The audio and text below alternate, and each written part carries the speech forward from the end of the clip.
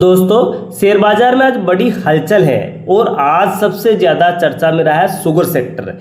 चीनी मिलों के शेयरों की हो रही है और चीनी कंपनी शेयरों में ऐसा जोरदार उछाल आया है कि एक ही दिन में कई बड़े शेयर 10% से लेकर 18% तक भाग गए।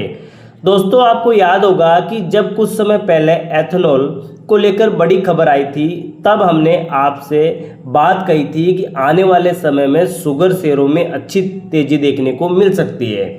और आज आप खुद देख सकते हैं कि एथेनॉल के उस काम को और अब इस नए नियम की वजह से बाजार में कैसी जबरदस्त तेजी आई है। अब सवाल ये है कि आज शेयरों में इतनी तेजी क्यों आई। इसकी दो बड़े वजह है। पहली वजह यह है कि एथेनॉल का फायदा, जैसा कि हम पहले भी बात कर चुके हैं, अब चीनी मिलें सिर्फ चीनी नहीं बेचती बल्कि एथेनॉल बनाने से इनकी कमाई और भविष्य दोनों बहुत मजबूत हो रहे हैं। और सरकार का दूसरा नियम क्या है कि सरकार ने जो चीनी की कीमतें को काबू रखने के लिए, जो जमाखोरी रखने के लिए रखने वाले थे, उनके लिए एक नया आदेश दिया है। इसके तहत बड़े दुकानदारों और डीलर्स पर स्टॉक रखने की सीमा कड़ी कर दी गई है। अब वह केवल 15 दिन का ही स्टॉक रख सकते हैं, क्योंकि जो त्यौहार आ रहा है, त्यौहार का सीज़न चल रहा है, इसकी वजह से क्या है, चीनी की मांग बढ़ रही है।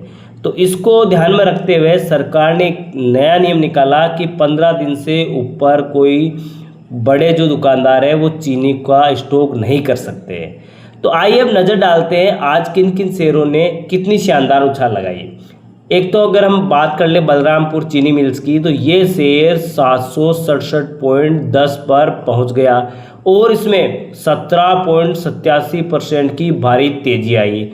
अगर हम बात कर ले बनारी जो अमान शुगर की, ये मजबूत शेयर है और 4240.70 के भाव पर ट्रेड कर रहा है और 17.23% उछल गया।